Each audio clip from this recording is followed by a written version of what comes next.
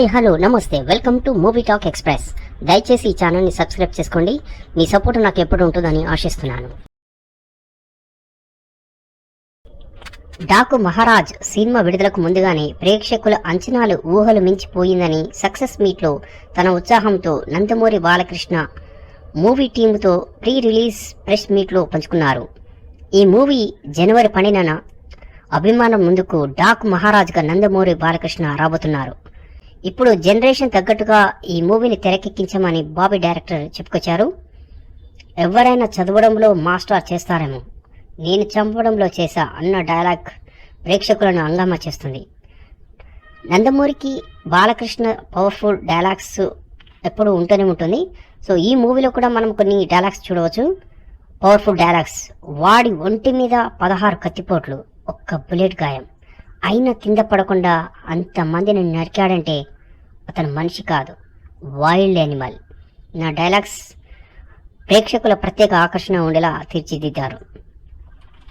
వరుస విజయాలు దక్కించుకున్న Anil Ravipudi director F2, F3 చిత్రాలకు మంచి హాస్యం జోస్యం ప్రేక్షకుల అభిమానాన్ని మరింత ముందుకు తీసుకెళ్లేలా వెంకటేష్తో మరొకసారి సరదాగా హాస్యభరితమైన సంక్రాంతి పండుగ పేరుతో సంక్రాంతి పండుగ నాడు ఈ మూవీ రిలీజ్ కాబోతుంది.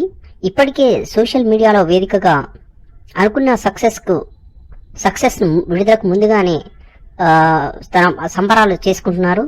నేను దర్శకుడు అయినప్పటికీ ఎప్పుడు హీరోలకు ఒక సాధారణ ప్రేక్షకుడిగా వారి అభిమానిగా ఉండిపోవడం చాలా ఇష్టమని ప్రెస్ మీట్లో చెప్పారు.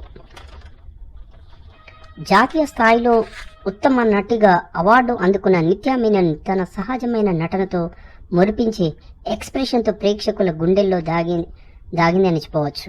తాజాగా ఈ మధ్య ఒక ఇంటర్వ్యూలో తన నటనకు స్వస్తి పలకాలని చెప్పిన ఆ మాటల తర్వాత జాతీయ అవార్డు రావడంతో తన మనసు మార్చుకున్నానని నిత్యా మీనన్ ఎలాంటి ఒత్తిడి లేకుండా సాధారణ జీవితం గడపాలని అన్న కోరిక ఉన్నప్పటికీ సినిమాలో నటించడము తన ప్రశాంత జీవితానికి ఎలాంటి అడ్డు రాదని అనుకుంటూ మరిన్ని అవార్డులు పొందేలా నటిస్తానని ఒక చిరునవ్వుతో ఇంటర్వ్యూలో ప్రేక్షకుల హృదయాలను తను దోచుకుంటానని సరదాగా మరొకసారి చెప్పింది.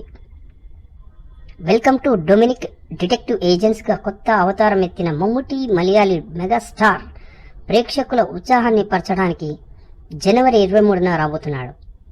ఎలా కేసులను ఛేదిస్తాడు అనేది ఒక సస్పెన్స్తో కూడిన మూవీ. ఎప్పుడు తన నవ్వులతో మురిపించే మమ్మూటి డిటెక్టివ్గా అంటే కామెడీ మరియు థ్రిల్లర్తో ఈ చిత్రం విస్తృత ప్రేక్షకుల ఆదరణ పొందుతుందని చెప్పుకొచ్చారు.